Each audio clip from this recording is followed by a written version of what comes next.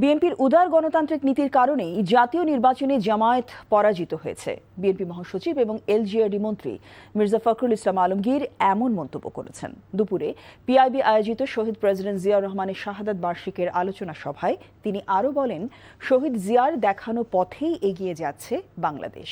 অনুষ্ঠানে সভাপতিত্ব করেন তথ্য ও সম্প্রচার মন্ত্রী জহিরুদ্দিন স্বপন।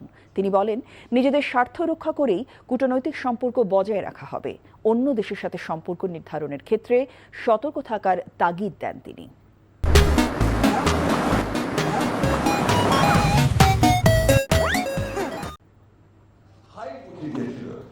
যেখানে জামাতে ইসলাম ক্ষমতায় চলে যাচ্ছে, তারা সবচেয়ে বেশি ভোট পেয়ে তারা নির্বাচনে জয়লাভ করবে।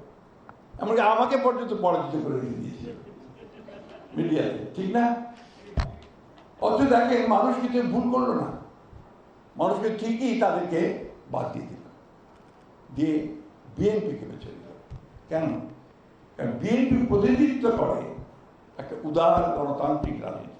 আমাদেরকে তো দেশ চালাতে হবে, আমাদের এই দেশের রেমিটেন্স আরও বাড়াতে হবে, আমাদের দেশের জ্বালানি এখন আমদানি করতে হয়, মাটির নিচে যেগুলি আছে জ্বালানি সেগুলিকে আমার উত্তোলন করতে হবে, আমাকে বিদ্যুতের সেফটি নেটওয়ার্ক করতে হবে, আমাকে প্রয়োজন হলে পরে নেপাল থেকে হাইড্রো পাওয়ার আনতে হবে, ভুটান থেকে হাইড্রো পাওয়ার আনতে হবে, ভারতের মধ্য থেকে আনতে হবে।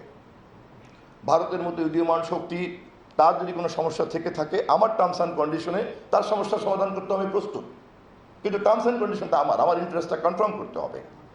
So nothing negativity, we are inclusive.